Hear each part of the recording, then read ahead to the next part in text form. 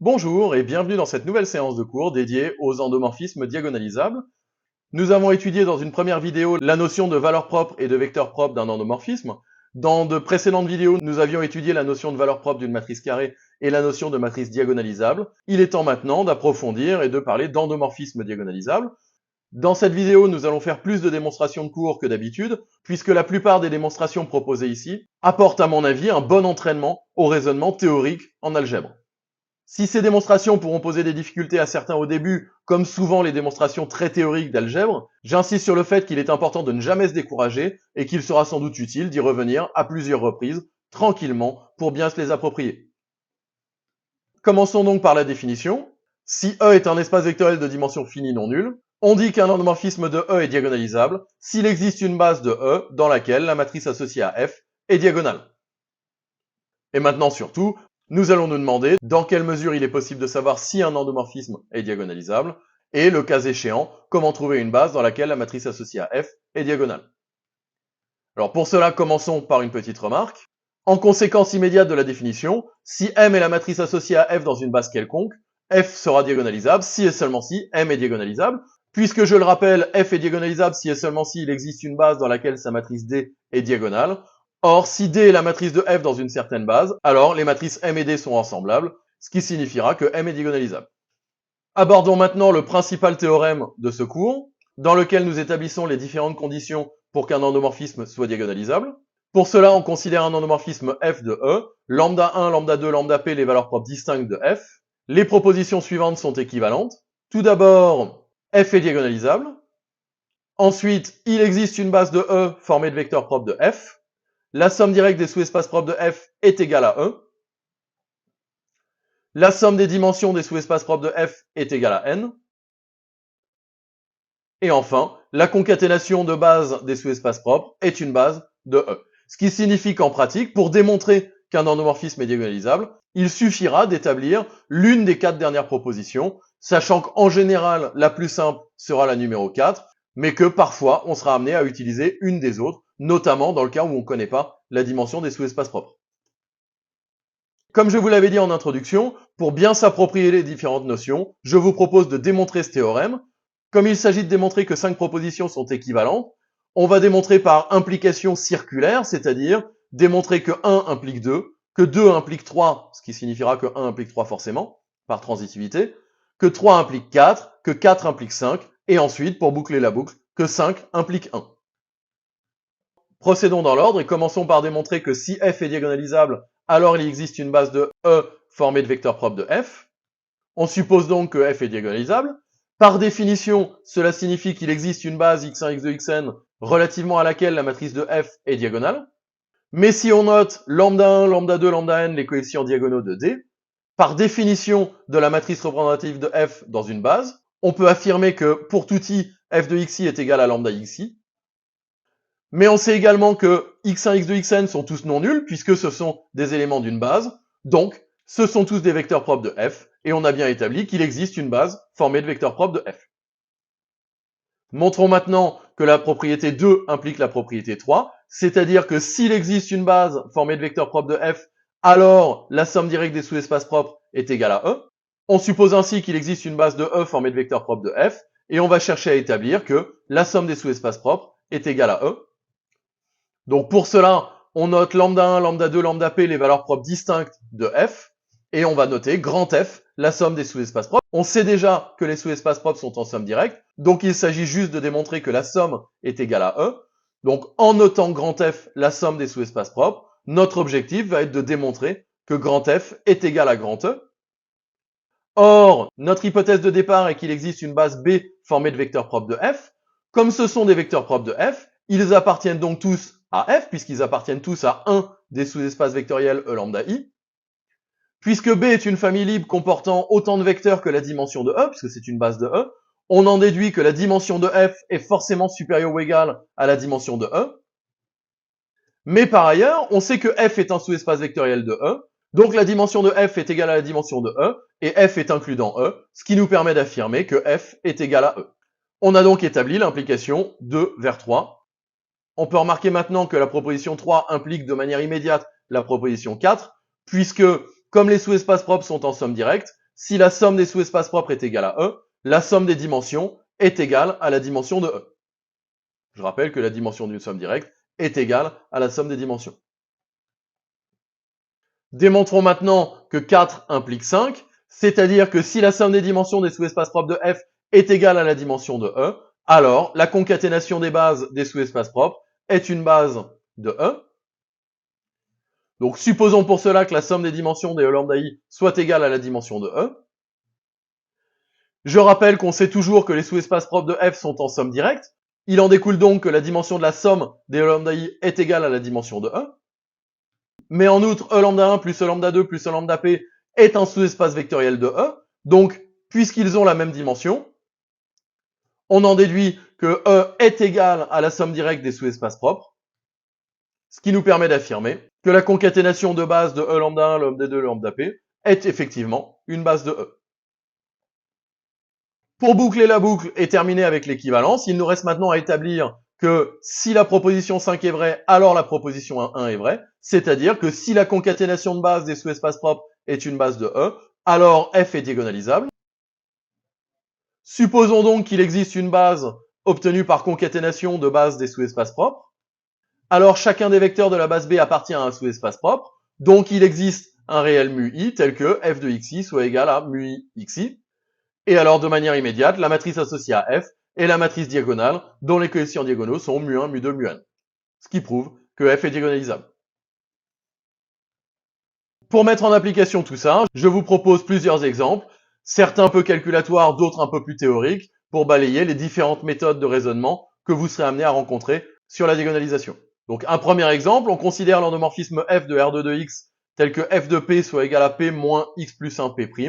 On vous demande dans un premier temps de déterminer la matrice représentative de F dans la base canonique, puis ensuite d'en déduire que F est diagonalisable. En guise d'exercice, évidemment, vous pourrez vous amuser à démontrer que F est effectivement un endomorphisme de R2 de X. Donc commençons par déterminer la matrice représentative de F dans la base canonique. Pour cela, on va calculer l'image des vecteurs de la base canonique par F. On a de manière immédiate F de 1 qui est égal à 1, F de X qui est égal à moins 1, F de X carré qui est égal à moins 2X moins X carré. Donc, pour obtenir la matrice représentative de F dans la base canonique, on va écrire les coordonnées de ces vecteurs dans la base canonique. Donc, puisque F de 1 égale 1 dans la base canonique, les coordonnées sont 1, 0, 0, ce qui nous donne la première colonne. Puisque F de X égale moins 1, les coordonnées dans la base canonique sont moins 1, 0, 0, ce qui nous donne la deuxième colonne. Et puisque F de X2 est égal à moins 2X moins X2, les coordonnées de F de X2 dans la base canonique sont 0, moins 2, moins 1, ce qui donne la dernière colonne. On nous demande d'en déduire que F est diagonalisable. Je rappelle qu'on a vu en début de séance que F est diagonalisable si et seulement si sa matrice dans une base quelconque est diagonalisable. Donc, puisqu'on a la matrice représentative de F et que c'est une matrice carrée d'ordre 3 a priori relativement simple à étudier, il suffit de démontrer que la matrice M est diagonalisable.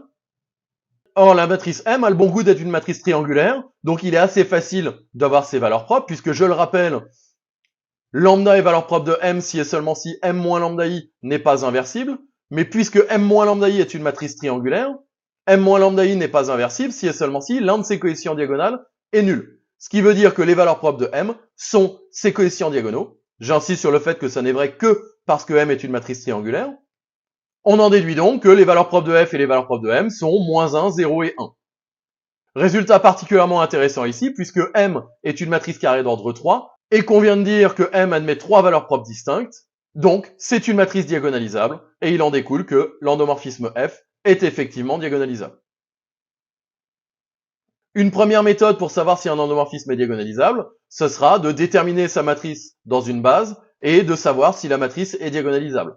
Si l'espace vectoriel n'est pas de dimension trop grande, en général, cette méthode sera relativement simple. En revanche, dans le cas d'endomorphisme d'un espace vectoriel de dimension n, il n'est pas du tout évident que cette méthode aboutisse. Étudions maintenant un deuxième exemple. On considère un espace vectoriel E dimension n supérieur ou égal à 1 et f un endomorphisme de E tel que f puissance n égale 0 et f puissance n moins 1 est différent de 0. Un tel endomorphisme est dit nilpotent d'indice n. On nous demande dans un premier temps de déterminer les valeurs propres de f, puis de dire si f est diagonalisable.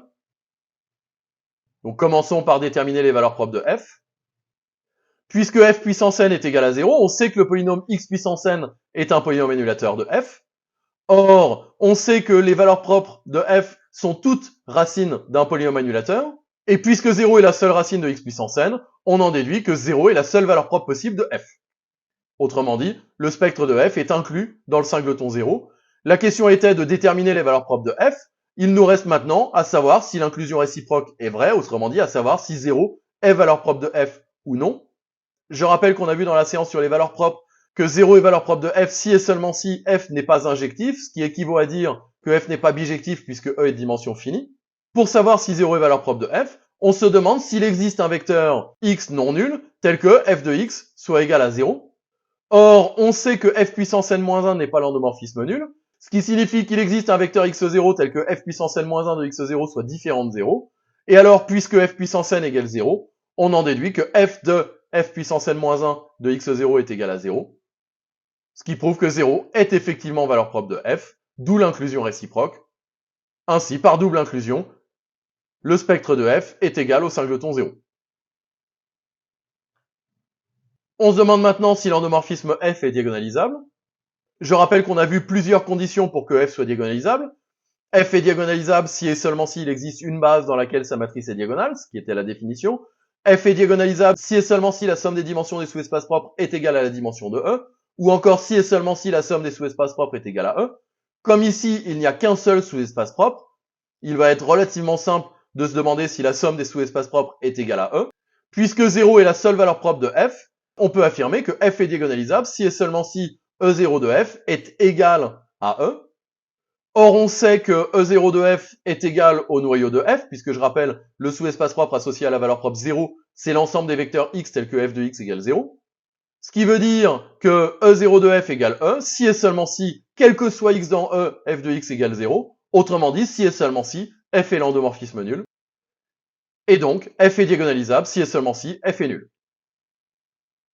Souvenez-vous bien de la preuve faite ici, puisque plus généralement, on démontrerait de la même façon que si f est un endomorphisme de E admettant une unique valeur propre lambda, ou admettant au plus une valeur propre lambda, f sera diagonalisable si et seulement si f est égal à lambda identité. La démonstration est exactement la même, en remplaçant juste le noyau de f par le noyau de f moins lambda identité pour la valeur propre lambda. Étudions maintenant un dernier exemple. On considère un endomorphisme de E tel que f puissance 3 moins 2 f carré moins f plus 2 identités égale 0. On va démontrer dans un premier temps que le spectre de f est inclus dans l'ensemble moins 1, 1, 2, pour ensuite démontrer que f est nécessairement diagonalisable. Donc commençons par démontrer que le spectre de f est inclus dans moins 1, 1, 2, c'est-à-dire que moins 1, 1 et 2 sont les seules valeurs propres possibles de f. Or, par définition, le polynôme x puissance 3 moins 2x carré moins x plus 2 est un polynôme annulateur de f. Et on sait que les valeurs propres de f sont toutes racines du polynôme p, donc il s'agit de déterminer les racines de p. Comme on voulait démontrer que le spectre de f est inclus dans moins 1, 1, 2, il suffit en fait de vérifier que moins 1 et 2 sont les seules racines de p. Or, p est un polynôme de degré 3, donc il peut déjà pas avoir plus de 3 racines. Et on vérifie sans mal que p de moins 1, p de 1 et p de 2 sont égaux à 0. Donc ça veut dire que moins 1 et 2 sont effectivement racines de p, et donc que ce sont les seules. Et par conséquent, le spectre de f est effectivement inclus dans moins 1, 1, 2. On cherche maintenant à démontrer que f est diagonalisable. Alors ici, on est dans une situation qui est à la fois simple et compliquée. Compliquée parce qu'on n'a pas beaucoup d'informations. Simple pour les mêmes raisons. On n'a pas beaucoup d'informations. L'avantage, c'est que le peu d'informations va nous orienter assez rapidement sur le choix de la méthode. On veut montrer que f est diagonalisable, et je rappelle que pour cela, on peut montrer ou bien qu'il existe une base dans laquelle la matrice de f est diagonale, ou bien que la somme des dimensions des sous-espaces propres est égale à E, ou bien que la somme des sous-espaces propres est égale à E. Or, on n'a pas tellement ici d'options pour trouver les sous-espaces propres. Donc montrer que la somme des dimensions des sous-espaces propres est égale à la dimension de E va pas forcément être quelque chose de trivial, puisqu'on ne connaît pas les sous-espaces propres, et donc pas leurs dimensions. Par conséquent, essentiellement, ce qu'il nous reste, c'est de montrer que la somme des sous-espaces propres est égale à E. Puisqu'on sait que moins 1, 1 et 2 sont les seules valeurs propres possibles, il nous suffit de démontrer que la somme des noyaux de f plus id, noyau de f moins id et noyau de f moins 2 id est égale à E. Alors attention, en disant ça, je ne présume pas que moins 1, 1 et 2 sont effectivement valeurs propres de E. En revanche, c'est pas un problème ici, puisque si jamais, par exemple, moins 1 n'était pas valeur propre, ça voudrait dire que le noyau de f plus id est égal au singleton 0, Et dans ce cas-là, si le noyau de f plus id est égal au singleton 0, il est complètement neutre dans la somme, et ça sera la somme des deux autres noyaux qui est égale à E. Même chose si 1 et ou 2 n'est pas valeur propre. Donc ça veut dire que à partir du moment où moins 1, 1 et 2 sont les seules valeurs propres possibles, pour montrer que f est diagonalisable, il suffit de montrer que la somme des trois noyaux est égale à E. Comme on est en présence d'une somme d'au moins 3 sous-espaces vectoriels, le moyen le plus simple pour démontrer cette égalité, c'est de procéder par analyse synthèse. Donc tout d'abord, dans l'analyse, on suppose qu'un vecteur x de E se décompose sous la forme x-1 plus x1 plus x2 avec des notations évidentes pour x-1, x1 et x2. L'objectif de l'analyse va être de trouver x-1, x1, x2 en fonction de x et de f éventuellement. Or, on a une information sur x-1, x1, x2 en termes de noyau, donc on va naturellement appliquer f. Puisque f est linéaire, on en déduit que f de x est égal à moins x-1 plus x1 plus 2x2. Je rappelle qu'on a trois inconnus à trouver. Pour l'instant, on a deux équations. On aimerait donc en avoir une troisième. Donc on va réappliquer f. À nouveau par linéarité, on en déduit que f carré de x est égal à x-1 plus x1 plus 4x2. Ce qui veut dire que x-1, x1, x2 est solution d'un système de trois équations à trois inconnus. Et maintenant, il s'agit juste de résoudre ce système. On peut commencer par exemple par faire L3 moins L1 qui donne 3x2 est égal à f carré de x moins x, et donc x2 égale 1 tiers f carré de x moins x. Donc en remplaçant, on en déduit un nouveau système, cette fois uniquement avec les inconnus x-1 et x1. Ce système nous permet d'avoir rapidement x1 et x-1, par exemple en faisant la somme et la différence des deux lignes. On obtient x-1, x1 et x2. Finalement, on a montré dans l'analyse que si elle existe, la décomposition de x est unique. Cela dit, c'était pas forcément une surprise, puisque je rappelle qu'on savait déjà que les sous-espaces propres sont en somme directe. Donc ça veut dire que la décomposition de x sous forme de somme d'éléments des différents sous-espaces propres, elle était forcément unique. L'intérêt ici de l'analyse, plus que de prouver l'unicité, était en fait de trouver la décomposition, car c'est cette décomposition-là qui va nous permettre de faire la synthèse dans de bonnes conditions. En synthèse, on propose les trois vecteurs qu'on vient de trouver, et on va vérifier qu'ils satisfont les conditions attendues. À savoir d'une part que leur somme est bien égale à x, je vous en fais cadeau, il suffit de faire le calcul, et d'autre part que x-1 appartient au noyau de f plus id, que x1 appartient au noyau de f moins id, et que x2 appartient au noyau de f moins 2id, autrement dit que f de x-1 est égal à moins x-1, que f de x1 est égal à x1, et que f de x2 est égal à 2x2. Donc on va calculer leurs images par f, et par linéarité, et puisque f puissance 3 est égal à 2f carré plus f moins 2id par hypothèse, on en déduit que f de x-1 est effectivement égal à moins x-1, que f de x1 est égal à x1, et enfin que f de x2 est égal à 2x2. Finalement, on a démontré que x-1, x1, x2 étaient bien dans les ensembles attendus, et donc que pour tout vecteur x de E, x s'écrit de manière unique comme somme d'un élément de chacun des noyaux, c'est-à-dire que E est la somme directe des noyaux de f plus id, de f moins id et de f moins 2id. Finalement, l'endomorphisme f est bien diagonalisable. C'en est terminé pour la leçon d'aujourd'hui, j'espère qu'elle vous aura été utile. Comme toujours, si vous souhaitez approfondir vos connaissances, je vous invite à visiter mon site, stéphanepretzeil.com, où vous retrouverez plus de contenu. J'espère vous revoir très bientôt, et je vous souhaite une bonne fin de journée. Au revoir.